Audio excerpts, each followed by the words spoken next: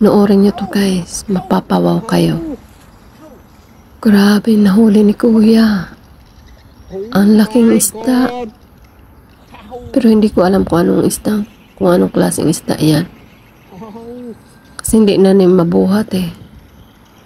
Sobrang laki, kahit buong barangay pa ata niyan.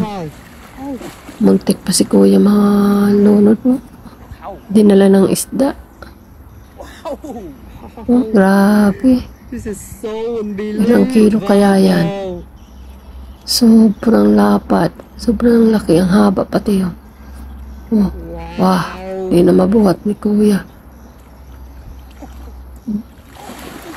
Oh. Ayun, nakawala. Ay, nakawala. Sayang. Ay, grabe. Ang laki nung isda. Grabe. Laking isda yun guys. Sayang, sana mahuli ulit ni Kuya.